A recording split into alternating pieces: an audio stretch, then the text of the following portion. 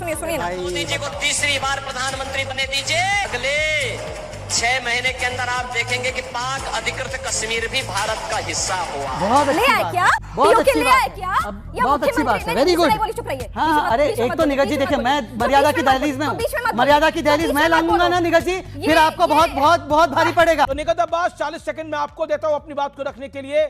नरेंद्र अगर सरेंडर कर रहा है आपकी राय के अंदर, राहुल गांधी की राय में, तो देश सरेंडर कर रहा है। नरेंद्र मोदी तो देश के प्रधानमंत्री हैं। अगर किसी देश का प्रधानमंत्री सरेंडर कर गया है तो देश सरेंडर कर गया, आपको लग रहा है? तो निगत अब्बास 40 सेकंड में आपको देता हूं अपनी बात को रखने के लिए। नरेंद्र अगर सरेंडर कर रहा है आपकी राय के अंदर, राहुल गांधी की राय में, तो देश सरेंडर कर रहा है। नरेंद्र मोदी तो देश के प्रधानमंत्री हैं। अगर किसी देश का प्रधानमंत्री सरेंडर कर गया है तो देश सरेंडर कर गया, आपको लग रहा है?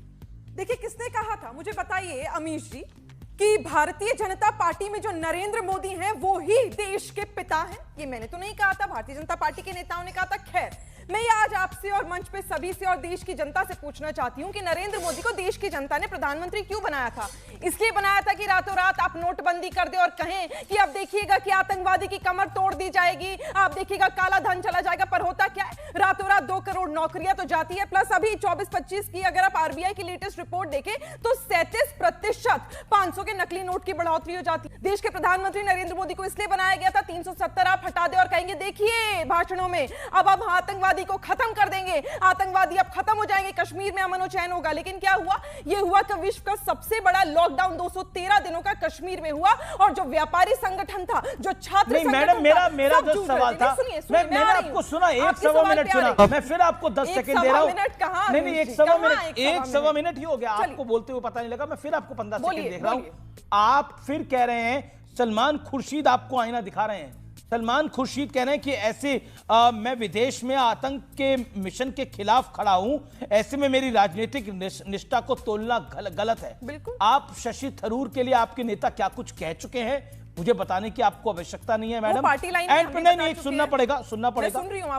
एंड राहुल गांधी ने अभी जो बोला है कि देश का प्रधानमंत्री सरेंडर कराया है, पाकिस्तान का प्रधानमंत्री शहबाज शरीफ कह रहा है कि मेरे सिक्योर्ड फोन पे रात को 2:30 बजे आसिम मुनीर फोन करता है और कहता है भारत ने हमारे एयरबेस को तबाह कर दिया है। ये सरेंडर है हमारा? मुझे आप बताइए ना, यहाँ यूएस के जो राष्ट्रपति हैं वो 9 दफा कह देते हैं कि मैंने मीडिएशन कराई, कभी कहते हैं मैंने मदद करी, कभी कहते हैं मैंने ट्रेड पर धमकाया। लेकिन देश के प्रधानमंत्री नरेंद्र मोदी चुप्पी साध कर क्यों बैठे? और मैं तो जानना चाहती हूँ, आपने सही बात कही, मैं तो ना थरूर साहब की बात करी ना किसी और की कह रही, देश साथ खड़ा और खड़ा था। लेकिन मुझे बताइए ना, ऐसा हीरोगिरी करने का क्या आपके अंदर उत्तेजित आप हो गए थे कि आप जाते गुजरात में, वहां बड़ा रेंज रोवर में से हाथ हिलाते और हाथ हिला के अपने ऊपर कर्नल सूफिया कुरैशी के ऊपर, कर्नल सूफिया कुरैशी के परिवार से अपने ऊपर आप फूल बरसवाते? क्या करा था, क्या हासिल करा? क्या आपने कहा था 6 महीने नहीं, मुझे प्रॉब्लम क्या है? नहीं, आप अपनी प्रॉब्लम को पहले आइडेंटिफाई करिए।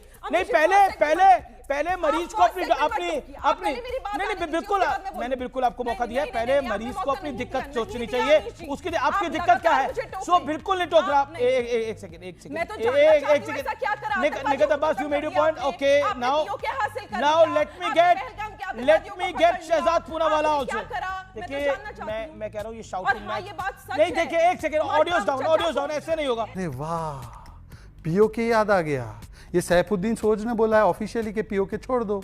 ये 1994 तक आपने पीओके क्यों नहीं लिया? 65 और 71 में तो खुला चांस था। बाबू जगजीवन राम ने बोला था कि पीओके और करतारपुर साहिब ले लो इंदिरा जी, तो उस समय तो 93,000 सोल्जर दे दिया। अरे छोड़िए, बाकी सरेंडर बताता हूं क्या होता है। जब चाचा नेहरू जाकर पीओके दे आते वो सरेंडर होता है। जब चाचा नेहरू बोलते हैं इंटरनेशनलाइज हो जाना चाहिए कश्मीर, वो सरेंडर होता है। 68 में 828 स्क्वायर किलोमीटर दे दिया भारत का। 65 में युद्ध जीतने के बाद 74 में न्यूक्लियर टेक्नोलॉजी देने लगे थे। 94 में ट्रूप मूवमेंट बता दिया और 94 में आपने न्यूक्लियर टेक्नोलॉजी की टेस्टिंग बंद करवा दी यूएस के दबाव में। ये सरेंडर होता है मान्यवर, छोड़ दीजिए इस बात को। मैं आना चाहता हूं आखिरी विषय पर, आपको बताता हूं सीज फायर क्या होता है।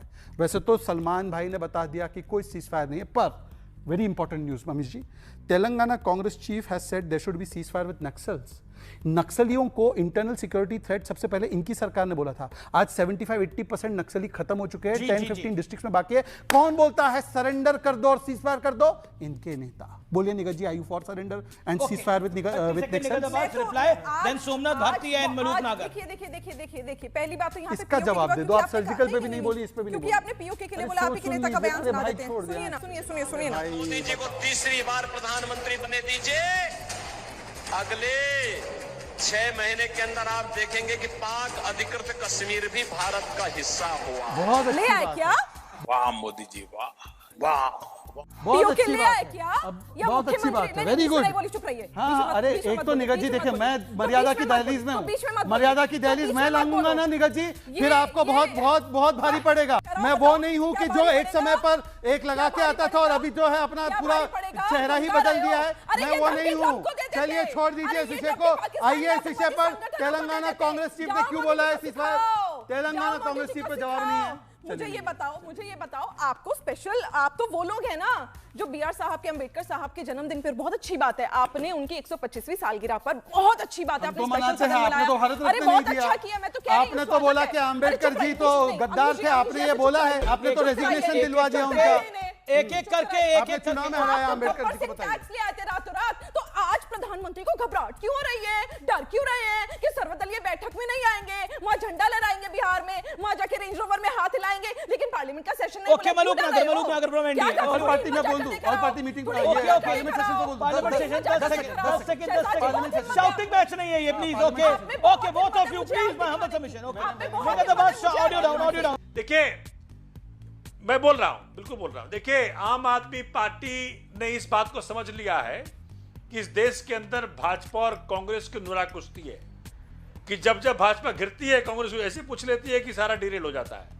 इसलिए मैं भाजपा के साथियों को बोलना चाहता हूं कि आम आदमी पार्टी सुनिश्चित करती है आपके जरिए कि पार्लियामेंट सेशन जब बुलाएंगे उसमें ऐसा कोई सवाल आम आदमी पार्टी नहीं पूछेगी जिससे पाकिस्तान को फायदा पहुंचे। कांग्रेस पार्टी एक तरह से ऑक्सीजन दे देती है, ऐसा आम आदमी पार्टी को कई बार लगता है। देखिए, आम आदमी पार्टी को तो ऐसा लगेगा ही, क्योंकि किसने इन्हें पनाह दी थी और किन्होंने शुरुआत करी थी वो तो ये भी जानते हैं और जग जाहिर है और पूरे देश ने देखा है, तो इन पर मैं टिप्पणी नहीं करना चाहती हूं। लेकिन अगर पाकिस्तान पार्लियामेंट परस्ती कर रहे हैं आप लोग। जब अगर आप पार्लियामेंट सेशन बुलाया जा रहा है तो पाकिस्तानी परस्ती नहीं, कैसे? रफेल जब पूछ रहे गिरे हुए राहुल अरे गांधी, ये तो सीडीएस अनिल चौहान जी ने खुद ये- कह दिया कि ये अरे सोमनाथ कैसे आम आदमी पार्टी सुनिए, कहती है। सुनिए, जी, सुनिए, जी। सुनिए, ये तो सीडीएस साहब ने खुद कह दिया ना कि गिरे हैं, लेकिन हमने उसको टैक्टिकली चेंज करा और उसके बाद हमने और अच्छे तरीके से प्रहार किया और आतंकवादी संगठनों को खत्म करा। हम कह रहे सरकार झूठ क्यों बोल रही है, दही जमा कर क्यों बैठी? अरे हुआ नुकसान होता है, हम समझते हैं, लेकिन देश की सेना के साथ पूरा भारत खड़ा है। यहाँ ये आपको कैसे सच खड़े हुए हैं